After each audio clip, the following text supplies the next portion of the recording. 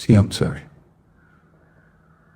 உங்களுக்கு ஏதாவது இந்த பழி வாங்கணும் அப்படின்ற எண்ணம் ஏதாவது இருந்துச்சுன்னா என்ன வேணாலும் பண்ணுங்க. அவங்க மேலே கை வைக்காது. நான் ஒன்றும் வீட்டில் இருப்பேன், இல்லை நான் ஆஃபீஸில் இருப்பேன். என்ன வேணாலும் செய்யுங்க. குழந்தைகளோட பெண் பிள்ளைகளோட இருந்த பெண்கள் கடுமையான வெயிலையும் பொருட்படுத்தாமல் அங்கே காத்துட்டு இருந்தாங்க. எந்த இடத்துல அவங்க நின்றுட்டு இருக்கிறாங்களோ அந்த இடத்த இழந்துடக்கூடாதுன்றதுக்காக சாப்பாடு கூட சாப்பிடாத சிலர் காத்துட்டு இருக்கிறாங்க. இப்படிதான் நிலைமை. காத்துட்டு இருக்கிறாங்க. க்ரௌட் அதிகமாகிட்டே போகுது. அங்கே ஏற்கனவே காத்துட்டு இருந்தவங்களோட விஜயோட வாகனத்தை பின்தொடர்ந்து வந்தவங்க அந்த க்ரௌடும் சேர்ந்து போச்சு. எல்லாம் வந்துட்டு அப்படியே திக்கான உடனே இந்த விஜயனுடைய வாகனத்தை உள்ள கொண்டு வர்றதுக்காக 2 பக்கமும் மக்கள் பின்னோக்கி தள்ளப்பட்டார்கள். அதுதான் நெரிசலுக்கு காரணம். எந்த இடமும் போக இடம் இல்லாம மயங்கி விடுறாங்க. அவங்க மேல ஏறி மிதிக்கிறாங்க. மற்றதெல்லாம் வந்துடுச்சு. இதான் நடந்தது. அது ஒரு சாதாரண ஒரு டொக்குலாம் கிடையாது. 4 வழிச்சாலையில் இது நடக்குது. இந்தாண்ட 2 லேன், அந்தாண்ட 2 லேன், நடுவில் இது. இவ்வளவு தூரம் நடந்ததுக்கு காரணம் என்ன?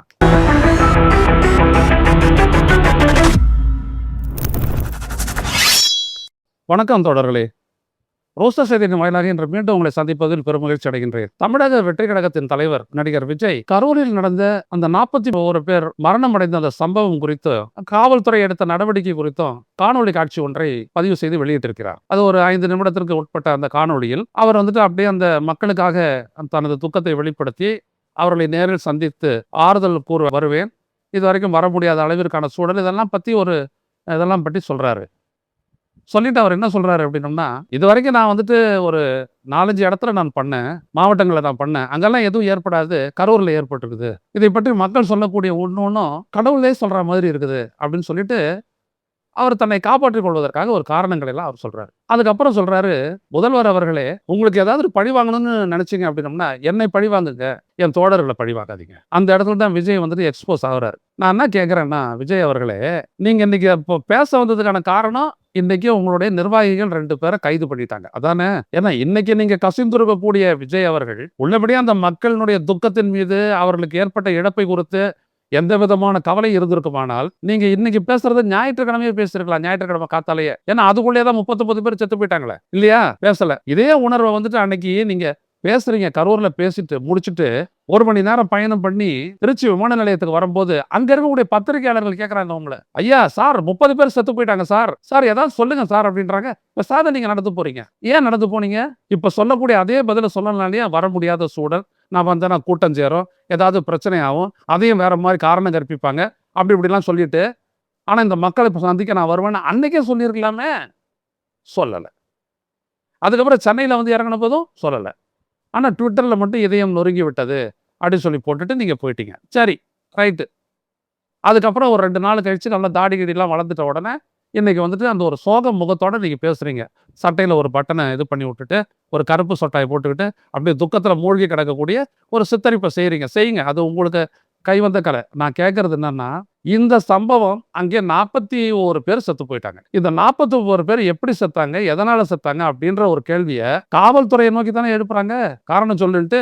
அப்ப காவல்துறை அது தொடர்பாக ஒரு வழக்கு தொடருது. என்னன்னு தொடருது காவல்துறை? அங்கே நடந்தது என்ன அப்படின்னோம்னா, பாரதிய நியாய சஞ்சிதா, அதாவது இந்தியன் பேனல் கோடு, அதன்படி section 109 culpable homicide not amounting to murder, குற்ற நோக்கம் இல்லாமல் ஆனால் மரணத்திற்கு வழிவகுத்தது, இதுதான். அடுத்தபடியா section 110 attempt to commit culpable homicide.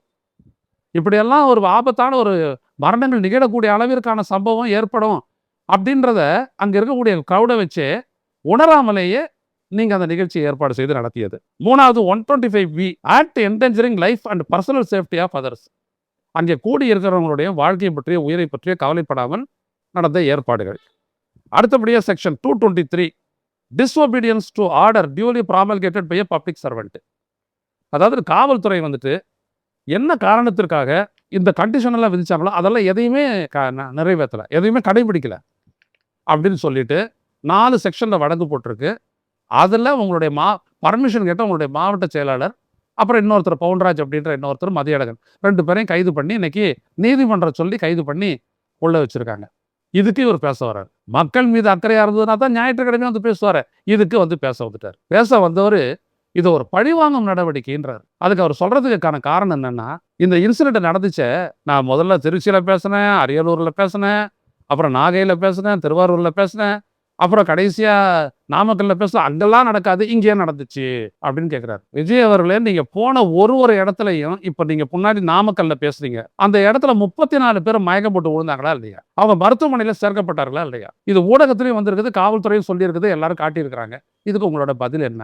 எதனால அப்படி ஒண்ணு நிகழ்ந்துச்சு? சொல்லுங்க. நீங்க உங்களுடைய கட்சிக்காரங்க சொல்றாங்க, அங்க நீங்க 8:45 மணிக்கு பேசுவீங்க அப்படின்ட்டு அவங்க அறிவிக்கிறாங்க. எல்லாம் ஊடகத்துலலாம் வந்துச்சு 8:45 மணிக்கு. ஆனா சென்னை நீங்க என்ன சொல்றீங்க?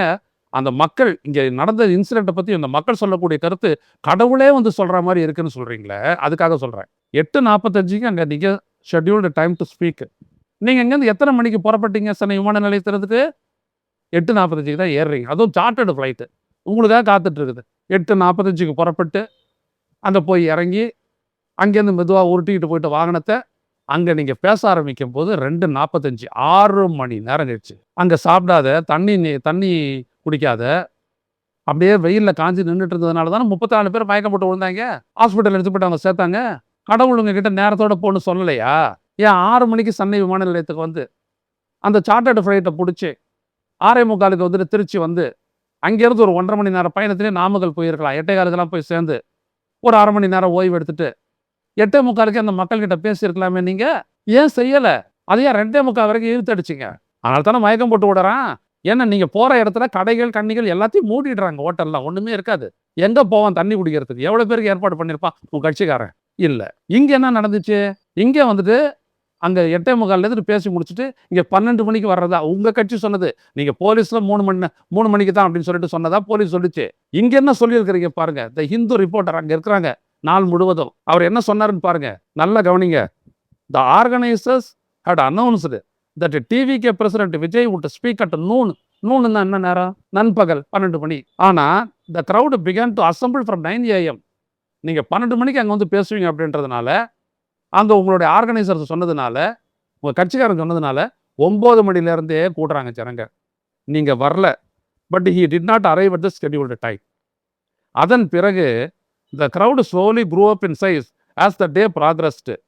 There were roughly less than 4,000 people by 2 PM. 2 மணிக்கு அங்க ஒரு 4,000 பேர் தான் இருந்தாங்க. 4,000 பேருக்கு கம்மியா தான் இருந்தாங்க. The supporters who came from different parts of Karur, nearby Erode, Coimbatore districts began to surge around 4 அதுக்கப்புறம் தான் வெளி மாவட்டங்கள்லேருந்து வர ஆரம்பிச்சாங்க. 4 மணிக்கு மேல விஜய் அங்க கம்ப்ளீட் பண்ணிட்டு இங்க வந்துட்டு இருக்கிறாரு. ஏன்னா அங்க முடிக்க நேரம் ஆகாது. 8:30 தான் பேச ஆரம்பிச்சு முடிக்கிற நேரம் வர ஆரம்பிச்சாங்க. அப்போ அந்த இடத்துல Vijay was on his way to Karur after having completed a rally in Namakkal. Many of them இதை காத்துட்டு இருக்கிறவங்களை பத்தி சொல்றாரு இந்த reporter. Many of them including women with children and girls, குழந்தைகளோட பெண் பிள்ளைகளோட இருந்த பெண்கள் continued to wait in spite of the scorching sun. கடுமையான வெயிலையும் பொருட்படுத்தாம அங்க காத்துட்டு இருந்தாங்க. Some of them even skipped lunch to keep their spots. எந்த இடத்துல அவங்க நின்றுட்டு இருக்கிறாங்களோ அந்த இடத்த இழந்துடக்கூடாதுன்றதுக்காக சாப்பாடு கூட சாப்பிடாத சிலர் காத்துட்டு இருக்கிறாங்க. இப்படிதான் நிலைமை. அதுக்கப்புறம் அடுத்தபடியாக சொல்றாரு, காத்துட்டு இருக்கிறாங்க, கிரௌட் அதிகமாகிட்டே போகுது. The size of the crowd doubled at the meeting spot as the people who accompanied Mr. Vijay vehicle also joined those who were already waiting there. அங்க ஏற்கனவே காத்துட்டு இருந்தவங்களோட விஜயோட வாகனத்தை பின்தொடர்ந்து வந்த அந்த கிரௌடும் சேர்ந்து போச்சு. த ப்ராப்ளம் பிகான், இதை நல்லா கவனிங்க. The problem began when the crowd was forced to make way for Mr. Vijay's vehicle. எல்லாம் வந்துட்டு அப்படியே திக்கான உடனே அந்த இடத்த விஜயினுடைய வண்டி வரணுன்றதுக்காக இவங்கெல்லாம் ஒதுங்கி ஸ்பேஸ் கொடுத்தாங்க. அவர் சொல்றாரு அந்த reporter, this ended in stampede. இந்த விஜயனுடைய வாகனத்தை உள்ள கொண்டு வர்றதுக்காக 2 பக்கமும் மக்கள் பின்னோக்கி தள்ளப்பட்டார்கள். அதுதான் நெரிசலுக்கு காரணம் சொல்லிட்டு சொல்றாரு. The fans who could not move further behind, பின்னாடி போக முடியாத நிலையில தான் began fainting. They fell on a shed where a generator and an outside broadcast van of a television had been positioned. எந்த இடமும் போக இடம் இல்லாம மயங்கி விடுறாங்க. அவங்க மேல ஏறி மிதிக்கிறாங்க. மற்றதெல்லாம் வந்துடுச்சு. இதான் நடந்தது. அது ஒரு சாதாரண ஒரு டொக்குலாம் கிடையாது. 4 வழிச்சாலையில் இது நடக்குது. இந்தாண்ட 2 லைன், அந்தாண்ட 2 லைன், நடுவில் இது. இவ்வளவு தூரம் நடந்ததுக்கு காரணம் என்ன? நீங்க பேச வந்தது எத்தனை மணிக்கு? 7:12க்கு. நான் அதெல்லாம் பார்த்து குறிச்சு வச்சுட்டு இருக்கிறேன். 7:12க்கு நீங்க பேச ஆரம்பிக்கிறீங்க. 7:37க்கு போயிடுறீங்க. இதுக்கு நடுவுல அப்பவே அங்க மயக்கம் போட்டு விடுறாங்க. நீங்களும் தண்ணீர்லாம் குடுக்குறீங்க. அதுக்கப்புறமும் தெளியல. ஆம்புலன்ஸ கூப்பிடுங்கன்னு நீங்க சொல்றீங்க. ஆம்புலன்ஸ் வருது. தூக்கிட்டு போறாங்க எல்லாத்தையும். நீங்க பேசி முடிச்சுட்டு டக்குன்னு இறங்கி நீங்க போயிடுறீங்க. தண்ணி எல்லாம் குடுத்தீங்க. அதுக்கப்புறம் ஆதவர்ஜுனா ஒரு பை நெறைய தண்ணி எடுத்து குடுக்குறாரு. குடுத்துட்டு அதோட நீங்க போயிடுறீங்க. அந்த இடத்த விட்டு அகன்று விடுகிறீர்கள். நீங்க அங்கேருந்து புறப்பட்டு திருச்சி விமான நிலையம் சேர்றதுக்குள்ள 30 பேர் செத்து போனவங்களுடைய உடம்பு ஆஸ்பத்திரிக்கு வந்துருச்சு. நீங்க விமான நிலையத்துக்கு ஏற போகும்போது அங்க இருக்கிற பத்திரிகையாளர் கேட்டாங்க, "சார் 30 பேர் செத்து போயிட்டாங்க சார். என்ன சொல்றீங்க நீங்க?" அப்படின்னு கேட்குறாங்க. கத்துறாங்க பத்திரிகையாளர்கள். நீங்க பாட்டுக்கு நடந்து போறீங்க. எதையுமே பேசல. இங்க சென்னையில வந்து இறங்குறீங்க, அப்பவும் பேசல. ஆனா அதுக்கு நடுவுல உங்கள் பேரால இதயம் நொறுங்கி விட்டது. அப்படி இப்படிலாம் சொல்றீங்க. உங்களுக்கு அந்த மக்கள் மீது ஏதாவது அக்கறை இருந்ததுன்னா, நீங்க மருத்துவமனைக்கு போயிட்டு அவங்கள எல்லாம் வந்துட்டு முதலமைச்சர் போயிட்டு பார்த்து பேசி, அவங்கள எல்லாம் ஆறுதல் தெரிவிச்ச மாரி நீங்க தெரிவிக்கலாமே. ஒண்ணும் எந்த கிரவுடும் உள்ள வந்துற போறதில்ல. அங்க போலீஸ் இருக்கு. அங்க கதவு மூடிட்டு உங்கள எல்லாரையும் பார்க்க வைக்கிறதுக்கெல்லாம் முடியும். ஆனா, நீங்க புறப்பட்டு நீங்க பாட்டுக்கு போயிட்டீங்க. போயிட்டு இன்னைக்கு 3வது நாள் வந்து கதை சொல்றீங்க. ஏன்னா தாடி முளைக்கிறது ஒரு 3 நாள் தேவையில்ல. இன்னைக்கு வந்து பேசுறீங்க. இன்னைக்கு கூட அந்த 2 தோழர்களுக்காகத்தான் நீங்க வந்து பேச வந்திருக்கீங்க. சரி அடுத்தபடியா வரணும். முதலமைச்சரே உங்களுக்கு பழிவாங்கக்கூடிய எண்ணம் ஏதாவது இருந்துச்சுன்னா, என்னை பழிவாங்குங்கள். நான் அலுவலகத்துல இருப்பேன், இல்லாட்டி வீட்ல தான் இருப்பேன். உங்கள பழிவாங்கக்கூடிய எண்ணம் இருந்ததுன்னா தான் போலீஸ்காரங்க பத்திரிகையாளர்கள் கேட்கறாங்க. இதுக்கு விஜய கைது பண்ணுவீங்களா? அப்படின்ட்டு. முதலமைச்சர் சொல்றாரு, நாங்க இதுக்கு விசாரணைக்காக அருணா ஜெகதீசன் தலைமையில ஒரு நபர் விசாரணை ஆணையத்தை அமைச்சிட்டோம். அவங்க விசாரிச்சு சொல்லக்கூடிய அந்த அறிக்கையின் அடிப்படையில முடிவெடுப்போம். அப்படின்னு சொல்றாரு. மறுபடியும் கைது பண்ணீங்களான்னு கேட்கும்போது அவர் சொல்றாரு, உங்களுடைய கருத்தில் நான் உடன்படவில்லை. நான் உடன்படுத்திக் கொள்ள விரும்பவில்லை. இது ஒரு சோகமான ஒரு நிகழ்வு. அப்படின்னு சொன்னதோட நிக்காம, இன்னைக்கு நேத்து என்ன சொல்றாரு அவரு, எந்த ஒரு தலைவரும் தனது மக்கள், தனது ரசிகர்கள், தொண்டர்கள் சாகணும்னு விரும்ப மாட்டாங்க. அப்படின்னு சொல்றாரு. ஆனா நீங்க என்ன சொல்றீங்க? பழிவாங்கும் எண்ணம். எங்க இருக்குது இதுல? பழிவாங்கக்கூடிய எண்ணம் இருந்ததுன்னா, நீங்க போயிட்டு வீட்ல போய் சேர்ந்த உடனே ஒரு இன்ஸ்பெக்டர் தலைமையில 15 பேர உங்களுடைய வீட்டுக்கு பாதுகாப்புக்கு அனுப்புவாங்களா? அதுக்கப்புறம் நேத்து நீங்க அங்க உங்களுடைய பட்டினப்பாக்கம் அலுவலகத்துக்கு போகும்போது, அங்க ஒரு டீம் அனுப்பி உங்களுக்கு பாதுகாப்பு குடுப்பாங்களா? ஏன் உங்கள கைது செய்து உள்ள வைக்க முடியாதா? சட்டம் எல்லாருக்கும் ஒண்ணு தானே? நாங்க கேட்கறது என்னன்னா, இதுல எங்க முதலமைச்சருக்கு பழிவாங்க நடவடிக்கை இருந்துச்சு? என்ன இருந்துச்சு? அத சொல்லுங்க முதல்ல. இங்க நடந்த சம்பவத்துக்கு காரணமானவங்க உங்க கட்சிக்காரங்கன்னு சொல்லி, அவங்க மேல வழக்கு போட்டு, அவங்கள வந்து கைது பண்ணியிருக்காங்க 2 பேர. உடனே நீங்க அப்படியே இது ஒரு சதி, இது ஒரு அப்படியே முதலமைச்சருக்கு பழிவாங்கும் நடவடிக்கை. பழி வாங்குனது நீங்க தான் விஜய் அவர்களே. இந்த மக்கள் மீது உள்ளபடியே அக்கறை இருந்ததுன்னா, ஒரு நாளாவது சரியான நேரத்துல நீங்க போனீங்கன்னா, முதல் நாளே வந்து இறங்கிட்டு 6 மணி நேரம் திருச்சியில இருந்துட்டு மரக்கடை போறதுக்கு. நல்லா ஃப்ரீயா தான் இருந்தது முன்னாடி ரோடு. ஆனா நீங்க போல. காரணம் என்ன? 6 கிலோமீட்டரை கடக்க 6 மணி நேரம் பிடித்தது. அந்த ஹைப். இத தான் நீங்க தொடர்ந்து செஞ்சீங்க. அவங்க வந்துட்டு ரோட் ஷோ பண்ணக்கூடாதுன்னாங்க. நான் பண்றேன். என்ன பண்றீங்க பார்க்கலாம். ஏன்னா எங்களை தடுக்கிறது, எங்களுக்கு கட்டுப்படுத்துகிறார்கள். மத்தவங்களுக்கு போடாத நிபந்தனைகள்லாம் எங்களுக்கு போடுறாங்க. நிபந்தனைகள்லாம் கடைபிடிச்சிருந்தீங்கன்னா அது நடந்திருக்காதே.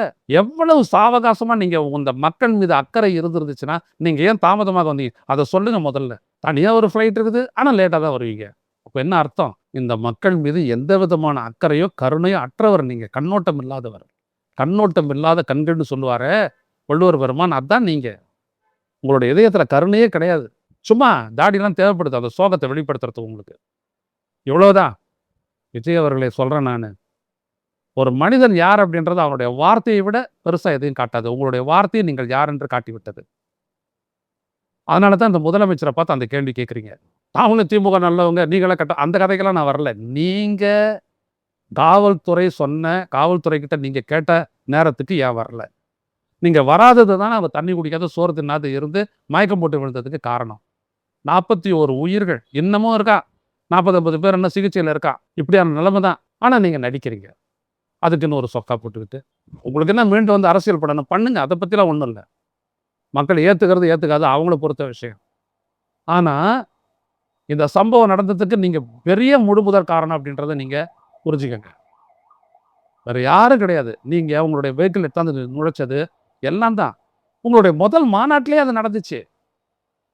இதெல்லாம் நான் மத்த பேருக்குலாம் வீடியோல சொல்லியிருக்கிறேன். அந்த மாநாட்டிலேயே ஸ்டாம்பீடு ஏற்பட போகுதுன்ற அச்சத்தினால தான் நீங்க வேகமா 6:30 மணிக்கெல்லாம் பேசி முடிச்சுட்டு மாநாட்டை கலைச்சிங்க. 4 மணிக்கு தான் தொடங்குது. 6:30 மணிக்கு முடிஞ்சிருச்சு. ஏன்? அங்க இருக்க காவல் அதிகாரி உங்களை எச்சரிக்கை பண்ணாரு. கிரவுட் அப்படியே சரிஞ்சு முன்னாடி வந்துகிட்டு இருக்குது. எந்த நேரமும் இங்க ஒரு நெரிசல் ஏற்படலாம். பல பேர் உயிரிழக்கலாம். அதனால உடனடியா பேசி விஜயை முடிக்க சொல்லுங்க. இங்க இருந்து இந்த மக்கள் அந்த கிரௌடை வெளியேற்றணும் அப்படின்னு அங்க இருக்கக்கூடிய காவல்துறை அதிகாரிகள் சொன்னதனுடைய காரணம் தான் தீர்மானங்களை கூட எதையும் நிறைவேற்றாமல் நீங்க வேக வேகமா பேசி முடிச்சது. இது உங்க கூட இருக்கிறவரே என்கிட்ட சொன்னது. ஏன்னா அப்ப நான் உங்களை சப்போர்ட் பண்ணிட்டு இருந்தேன். தீர்மானங்களை நான் எழுதி கொடுத்தேன். இதெல்லாம் தெரியும். அதுக்கு பின்னாடி செயற்குழுல அதெல்லாம் நிறைவேற்றப்பட்டது. ஆரம்பத்துல இருந்து நடக்குது. அப்ப அந்த மாநாட்டை சாகலையா? அவங்களுக்காக ஏதாவது நீங்க பண்ணீங்களா? இப்ப 20 லட்சம் அப்படிலாம் கொடுக்குறீங்களா? அவங்களுக்கு ஏதாவது கொடுத்தீங்களா? இப்ப இந்த மாநாட்டுக்கு பேனர் வைக்கும் போது காளீஸ்வரன் ஒருத்தர் செத்தான், அதுக்கப்புறம் மாநாட்டில் ஒருத்தர் செத்தான், இன்னொருத்தர் வர வழியில செத்தான், 3 பேர். ஏதாவது பண்ணீங்களா நீங்க? நீங்க இன்னமும் அந்த நடிகர் மனநிலையில தான் இருக்கீங்க. யாருக்கு எதானா என்ன அப்படின்ற மனநிலை தான் உங்களுடையது.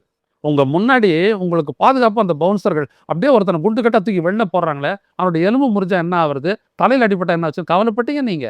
அப்படிலாம் பண்ணாதுன்னு சொன்னீங்க நீங்க. உங்களை காப்பாற்றிக்கக்கூடிய மனநிலை தான் உங்ககிட்ட இருக்குது. அதே தான் இப்போ வெளிப்படுது. எனவே விஜய் அவர்களே, நீங்க எம்ஜிஆரை சொல்றீங்க, மற்றவங்களெல்லாம் விஜயகாந்த் சொல்றீங்க.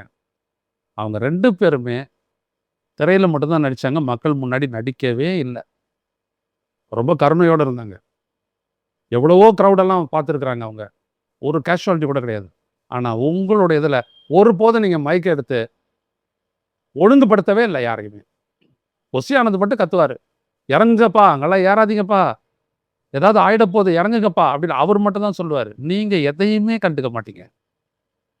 ஏன் நீங்கள் சொன்னால் கட்டுப்பட மாட்டாங்களா யாரும்? கிடையாது. அது என் வேலை இல்லை. ஹீரோ அண்ணா வந்து நடிப்பேன், அப்புறம் போயிட்டு கேரவனில் உட்காந்துருவேன், அப்புறம் வந்து நடிப்பேன், அப்புறம் நான் போயிடுவேன். அந்த மனநிலை தான் உங்களுக்கு என்ன இருக்கு தவிர, இந்த மக்களுக்கான அக்கறை இருந்துச்சுன்னா இவ்வளோ தூரம் நீங்கள் டிலே பண்ண மாட்டீங்க.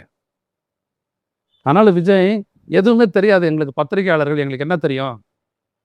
நல்லா ஐயா போராட்டத்தெல்லாம் 600 கிலோமீட்டர் மனித சங்கிலி போராட்டத்தை நடத்தியிருக்கேன். நானும் காக்கா ஐயரா, லெனின், சண்முக சுந்தரம் எல்லாம் சேர்ந்து இவ்வளவு கட்சிகளினுடைய ஆதரவு பெற்று நாங்கள் நடத்தியிருக்கிறோம். 6 லட்சம் பேர் மரக்காணம் ராமேஸ்வரம் நின்னாங்க. ஒரு இன்சிடென்ட் கூட இல்லை. ஏன்? எங்களுக்கெல்லாம் அக்கறை உண்டு. நாங்கள் இறங்கி செய்வோம். எந்த பிரச்சனையும் ஏற்படலை. போலீஸ் எங்களுக்கு பர்மிஷன் கொடுக்கல. உங்களுக்கு கொடுக்குறாங்க, எங்களுக்கு தரல. கோர்ட்டில் போய்ட்டு தான் வாங்கணும். ஆனால் நாங்கள் கரெக்டாக நடந்துப்போம். ஏன்? எங்களுக்கு உண்மையான மக்கள் மீதான அக்கறை இருக்குது. உங்களாட்டம் கிடையாது. நீங்கள் ஆசைக்காக வர்றீங்க. அதுவும் ஒரு எஜெண்டா. நீங்கள் அது அங்கே நல்லா தெரியும். நீங்கள் ஏமாற்றலாம், மக்களை ஏமாத்துங்க, அது உங்களுடைய உரிமை. ஆனால் நீங்கள் ஏமாத்துறதை வேடிக்கை பார்க்க மாட்டோம். நீங்கள் உங்களை ஏமாற்றிக்கலாம், மக்களை ஏமாத்துறதை நாங்கள் விட மாட்டோம். நாங்கள் பத்திரிகையாளர்கள். நாங்கள் இருக்கக்கூடிய உண்மையை அப்படியே பேசுவோம். நாங்கள் கடவுள் சொன்ன மாதிரி இருந்துச்சு அப்படிலாம் எஸ்கேப்லாம் ஆக மாட்டோம். ஏன் நீ 8 மணிக்கு வந்த? அந்த கேள்வியை நாங்கள் கேட்போம். அதனால விஜய், நடிக்காதீர்கள், அது எடுப்படாது. மீண்டும் சந்திப்போம். நன்றி, வணக்கம். ஊடகம் கார்ப்பரேட் அரசியல்வாதிகளின் கைப்பாவையாக அடிமைகளாக இருந்தது போதும். இனி சாட்டை எடுத்து சுழற்றும் நேரம் வந்துவிட்டது. ஊடகம் பொதுமக்களாகிய உங்களுக்காக, உங்களாலேயே இயக்கப்பட வேண்டும். ஊடக சுதந்திரத்திற்காக உங்களின் பங்களிப்பை இன்றே அளித்திடுங்கள்.